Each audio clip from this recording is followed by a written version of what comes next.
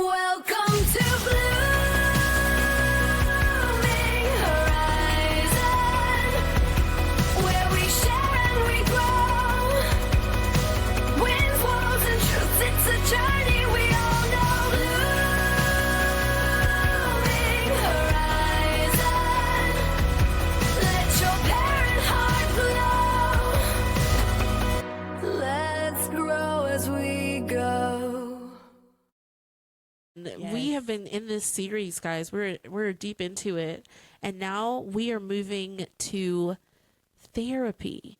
Raise your hand if you have had therapy. Listen, it's okay. Yeah. It's okay. Therapy has been such an eye opener for me, and so good. So before we start this topic, I'm going to give you a hard truth. Are you ready? It's time for a hard truth. Get ready, here it comes to you. The reason why we should do therapy, not only for ourselves, but also for the people we love. Because sometimes they can't manage what you're going through. They're not certified. They don't have the answers. That's why we go to therapy. Obviously for other reasons too, like for help and all of those things. But let's sometimes take that off of the people around us. Okay? Let's get into that. Yeah, and historically, especially in certain cultures, going to a therapist has been kind of like an admission of weakness, that you can't manage on your own. But I want to suggest that choosing to go to therapy is an indication of your strength and courage, the decision to go and to look into some uncomfortable issues or circumstances or histories or experiences and to sit with them and process them so that you can grow through and out of them. I think that takes a lot of courage because it can be scary to look backward, but it can also be the source of your strength for the days to come. So that's what I think about therapy, and it's really helpful. This is something we do on a daily. Something's going on with you. You call that friend. You should ask before saying anything. Hey, do you have the margin right now? Do you have the margin today to help me with an issue? Because then they have the opportunity to say, I can't. I'm pretty full. I'm so sorry. And that's okay. Or they might go, yes, what's going on? But, I think that comes in relationships, any type of relationship. Just making sure that there's margin and space to accept what's going on with you. Yes, and I think one thing that's great about seeing a therapist in conjunction with, sharing with your friends as they have margin is that knowing that a therapist is trained to hold space for you to process. And they allow for you to be curious and explore without any judgment. It just gives you a safety net. And you know that they have margin. They've set aside time just for you, and you can fill that time with reflecting on you or your relationship with someone else. And you can have some really aha moments. It's really important also, before we go any further, to look at who you may choose as a therapist. It's important to have someone that you can relate to who understands your cultural background. And it's really helpful because it helps you to make sure that you're speaking the same language. But one funny thing or good thing that came out of a mismatch for me, there was one therapist that I went to see, and I could tell that I probably wouldn't be someone he would choose to have coffee with. We'll just leave it at that. But so I was processing a question that he asked me that has resonated with me for years, probably decades since I had laid out some things that had happened and so forth. And he said, okay, all these things happened to you. Now what? And at first in the moment I was kind of taken aback, like, what do you mean now what? X, Y, and Z. But what he actually did was give me my power back, to understand, yes, acknowledge, and what happened now, I can make choices going forward. So that was one thing that was really powerful that came out of therapy. But choose well.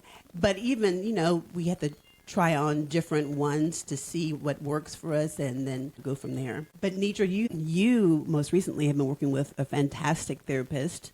Yes. Can you tell about like the dynamic? What makes it so great for you? Yeah, for me, I needed someone that feels like a girlfriend. That's my vibe, right? So I need someone that's like, girl, sit down. What we're not going to do is that.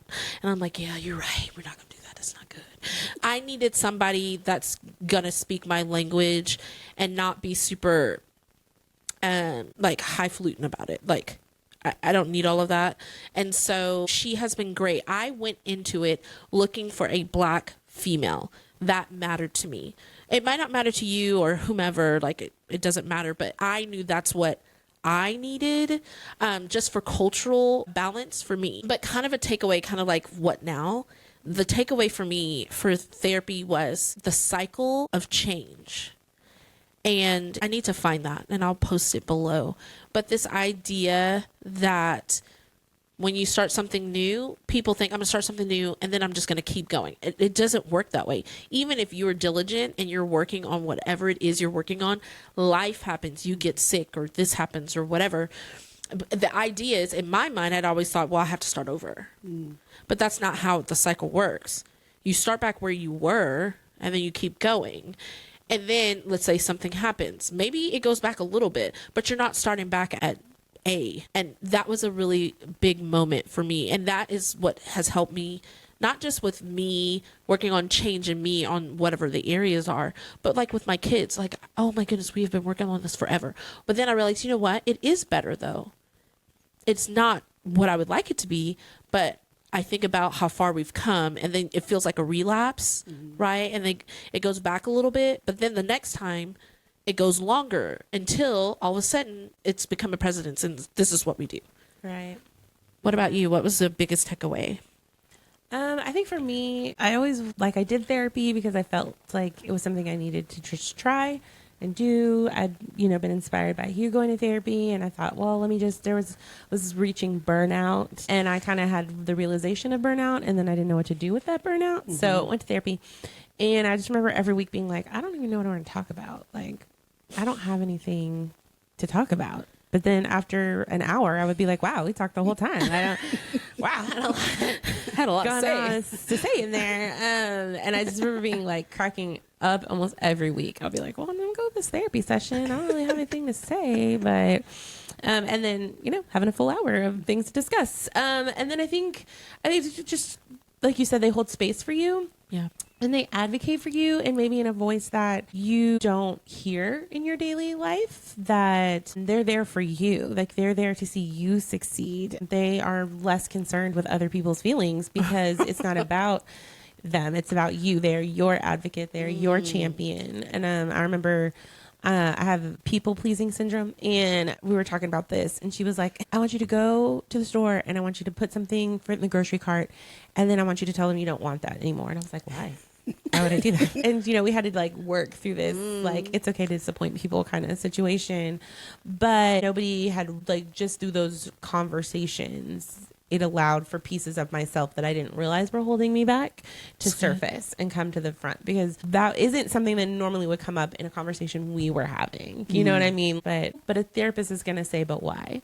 Okay, but no, let's send it back. And they're going to ask questions, and they're going to kind of dig deep into that on a surface level that most conversation wouldn't go down. And they would start to highlight things that are just commonplace to you. So you might not know, based on your home life or your upbringing or the culture or the society or the city that you live in, that those things aren't acceptable. Number one, maybe something's happening in your life. I think we've all had a conversation where a therapist has said that's not okay. Yeah. And you're shocked by it. Both of our therapists have listened to our first 3 years of teaching in public school. Yes. And said, what happened to you is traumatic. Nobody was championing for you. No one was trying to keep you safe. No one was caring about your mental health. That is unusual and not acceptable. And then I remember them saying it back to us. Let me just tell you what you just said to me. Yeah. Now, do you hear that? And then you're like, well, when you say it like that, and then they're like, No, I said it just like you said it. Yeah. And then, so just that outside perspective can also help you find those places of, where you just feel like something's wrong, but you can't put your finger on it. You don't know what it is. And you might think that it's this one thing. You go to therapy for this one thing. Yep. But then they're going to draw a line to one or multiple things. Yeah. And some people, Christina is not in therapy anymore. It doesn't have to be a long lasting thing. Yeah. I definitely will probably always go to therapy, but that's for me. It can just be a season, or it can be something that you're like, no, I just need to hold space. I used to go once a week, and now I just go once a month, and that works for me. So, it doesn't matter. It's not something you have to do. And something you can go in and out of. Oh, absolutely. Yeah, and I do like that because there may be a fear that once you start that you're committed forever. So there are different therapists and different types of therapy for different reasons and different seasons. I mentioned one of our previous episodes how when I came to the end of Burnout, I began a new season of kind of recrafting who I am and what would that look like? What did I want to do with this next chapter in life? And I engaged a therapist. She was an African-American woman. And I specifically told her, I've dealt with past issues, but this is what I need now. I need a coach, someone to hold my hand, to partner with me as I kind of move forward, just because I needed a champion. I needed a friend, someone to hold me accountable, someone to kind of mirror back to me some things that I was saying. And it was just for a few months. It was enough to get me over the hump, but it was really helpful because she's spoken to me also things that she saw in me that I didn't see, things that were good, and that maybe was not being reflected back to me in day-to-day life. Things that I needed to hear to remind myself of my worth, my abilities, my own vision and hope and goals for myself. So you can have a therapist to look back, to look at the present, to plan for your future, to look at relationships, all kinds of things. So. Now, people come to therapy for different reasons, okay? Sometimes you're at your hardest spot, right? There might be some of you that you're sitting on the couch right now and your significant others or people around you said, you have to go to therapy or this or that. I want to challenge you to give it a try. And when you're in that space, be honest. It's a waste of time to go to therapy if you're not going to be honest. Don't waste such good time that you could be doing the work. Let's not care about why we're sitting in that chair or speaking to that person over Zoom. Let's just do the work. Don't hold that baggage. It's not worth it. You're wasting time when you could be transforming into your best self. Right? Yeah. I don't know about you, but growing up, you don't air your laundry. You don't talk about what's going on in the family. And we do need to have discernment and wisdom about with whom and how and when and where we share. But a therapy is that safe space to share and to engage. And so we need to be brave and take off that old mantle of secrecy because it doesn't serve us. So I encourage you in this safe space to do that. One thing I want to mention, and it will kind of tie into some future episodes we're going to be doing in this series. What do you do if you can't get to a therapist? If that's not an option? For most people, it will be at this point in some way or form. But some things that I do, their life practices, it may be to start journaling, talking it out or processing it. We're going to talk about that soon in an upcoming episode. But then also, like we do regularly, just getting together with friends, safe friends that you can share with, or even if you don't want to share at that moment, just a circle where you can laugh and be your authentic self. And just that is so freeing to know that there are people who see you and love all of you. So we all have options, but I think that the main takeaway is to begin looking inside, taking care of your spirit so that you can heal and grow, enable you to move around in this life, in this world, as an authentic embodiment of who you are and doing the work that you were meant to do. Yeah, so good. You might be in a place where you don't have the financial means for therapy. I know that there are some churches, they have therapists on staff, counselors, or through your job. I know you can maybe get 3 to 6 free counseling sessions, or just do just a little bit of work. Call the human resources of your company and ask them these questions, and they should have those answers for you. I know that even if you can't do that, and she's given some really good ideas too, I think are so good. I have on my phone under notes, I literally have a title that says Lilla-Marie quotes. I need you to understand. My sister here. The thoughts, they're provoking.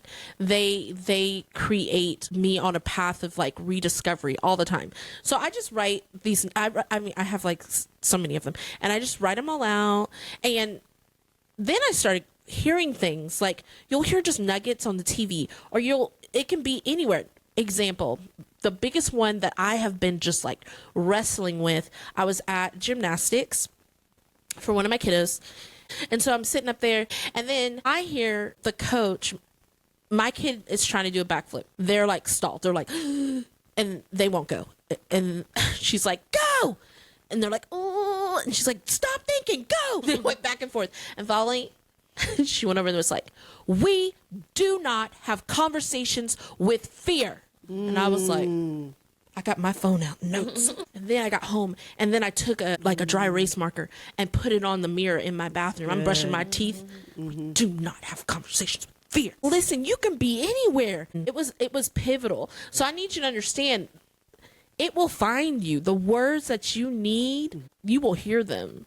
Yeah. It's just up to you to put them down, and then put it on your phone. Make it your screensaver. Put it on the mirror and write it out. Yeah. Yeah. You know what I mean? Yes. I'm a big fan of doing it afraid. Yeah. I mean, almost everything that is worth doing, that is powerful and transformative, is big and scary, whether it's changing the trajectory of your family history or starting a podcast. Yes. I mean, do it afraid. Those are all the things that are worth doing. Do them while you're afraid. It makes me, just to put another perspective on it, somebody's saying, like, when we have toddlers or when babies are learning to walk, like, they get up and they fall down, and we encourage them. And nobody's like, oh, well, you fell down. Good try. Like, you tried it. Yeah. Guess you're not going to be a walker. I don't know what to tell you. And we would never approach like a small human like that, right? Right. Like people on the street, like in the park, if they're seeing a toddler struggle, they'll be like, you can do it, right? Little kids on top of slides, people will come around and like offer encouragement.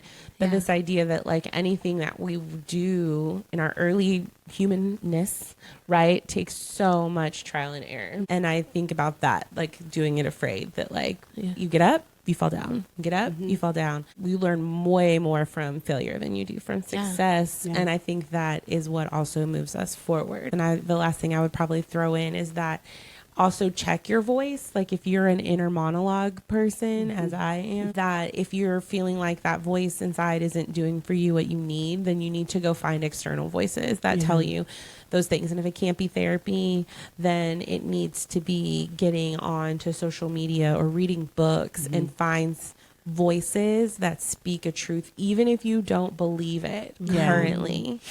That's good. But if it is a truth that you want to believe, eventually, you just have to keep hearing that truth over and over in different voices from different people, right? Like we've got to plant that seed, and it's going to stay dormant, and it's still doing something, and you'll be tempted to dig it up and make sure that it's doing, but you have to let those things lie. And eventually things will bloom from it. Yeah. Yeah, and we'll be sharing more about mentors, book and media mentors, voices that speak into you in a couple more episodes. So be sure to check back and listen to that, because we'll be sharing some of our individual favorites. I'm excited. Yeah, and I mean, my book stack, there are a couple of mountains. I was totally geeking out in my home library. So good. We've got some good stuff in store. For sure. Yeah. One more thing before we go. Something that my therapist said that is just speaking to me right now is when we were talking about those words in your head that aren't giving you life, like they're your own words. She was like, I was like, but then my brain is telling me you're not good enough for that. You can't do. And she's like, but but why do you let them talk? And I was like, they just talk. I don't, they just do. She goes, but friend, you can control that. So what she told me to do is when those words start to speak, she goes, you say, no, absolutely not. We're not doing that today. And literally I'm yelling to my brain, like internally. Let's not be yelling out randomly to no one. Sometimes you got to do what you got to do. But you don't even give it breath. You don't right. give it life. Absolutely. It has no control over you. No. You say, absolutely not today. We're not doing that today. today. Immediately you snap it out. You snuff it out. You stomp on it. And the minute you do that, the more you do that, I promise you, then one day you're going to wake up and be like, I haven't had those thoughts in so long. Because a lot of times we all have big goals. We all have dreams, as we should. But the problem is that if we don't snuff, stomp, kick, all of those things and fight for those thoughts to be free, we can't move forward. Okay? You have to do the work first. So, because some people get to that goal without doing the work, and what happens? It's the end. Yeah, destroyed. It's not, it's destructive. They get there and it's everything they've wanted, and then it falls apart so quickly. Because they're not ready for it. You're not ready for it. No foundation. You've got to have a strong foundation. Yes. So that's what I want you to hear that. Like, take that in and really think about that. So, whew, that was heavy. I was feeling that. Thank you so much for coming and going on this journey with us. And we'll see you next time. Bye. Bye. Bye. Blooming horizon, we're here to shine.